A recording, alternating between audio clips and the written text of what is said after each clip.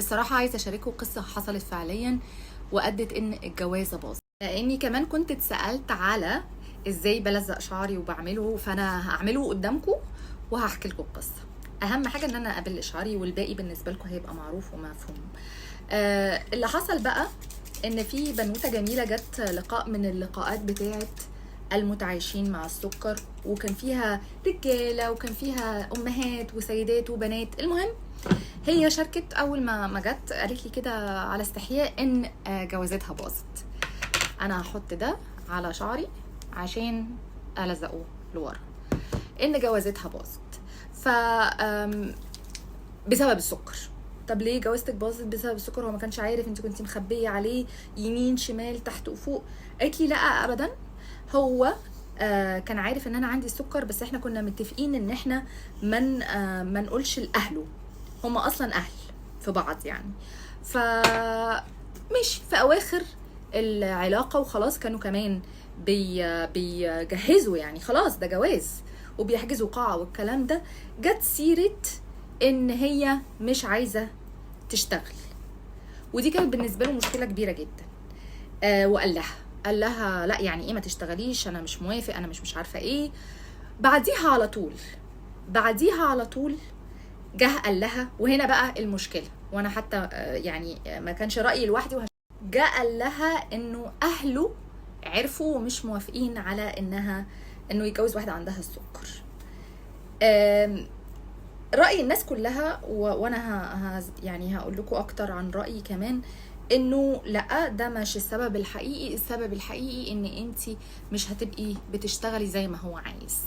انا ما عنديش مشكله على فكره انه يقول لها انتي عندك السكر فمش هنقدر نكمل مع بعض، مفيش مشكله.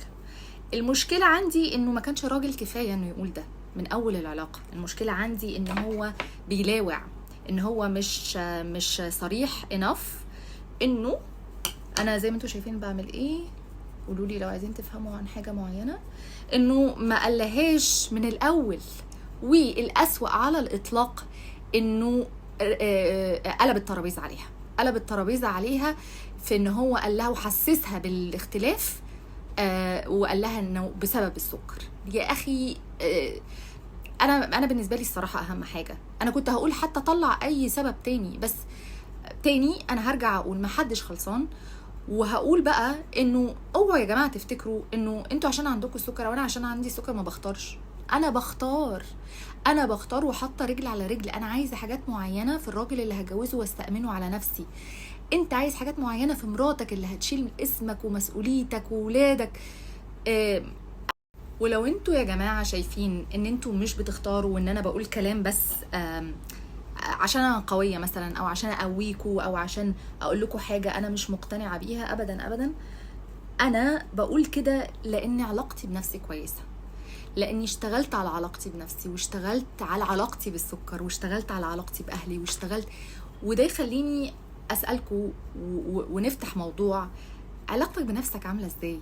مكتفي بنفسك؟ مؤمن بنفسك وبقدراتها؟ انا بشوف انه طبعا ما حدش خلصان، بس كمان لو انا متعايشه مع السكر او متعايشه مع اي مرض مزمن، انا وبتعامل صح، تحتيها 100,000 خط، لو بتعامل صح وبعمل اداره كويسه لمرضي وبتقي ربنا في صحتي وبخاف عليها، انا بالنسبه لي لو حد متقدم لي كده او انا كده، ده بالنسبه لي الراجل ده او الست دي او البنت دي قويه، عندها التزام، عندها امانه، عندها قدره على انها تعمل كذا حاجه في نفس الوقت، قويه من جوه قبل ما يبقى من بره.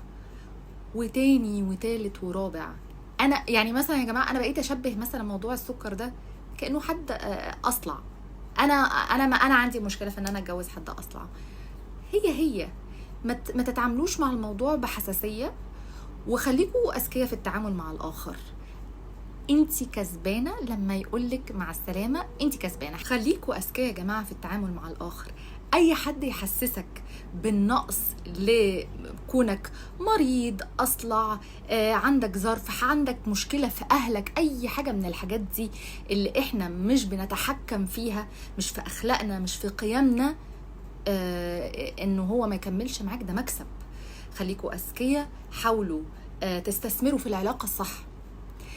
خليكوا واضحين من الاول. واتمنى انه الكلام ده مش لمجتمع المسكرين بس، هو لكل الناس.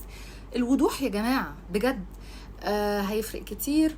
وفي موضوعين مهمين يطلعوا من القصه القصيره المثيره دي: علاقتك بنفسك عامله ازاي، وايه معايير اختيارك لشريك الحياه.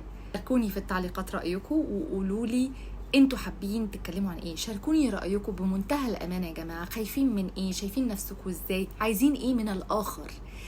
واشوفكم دايما على خير.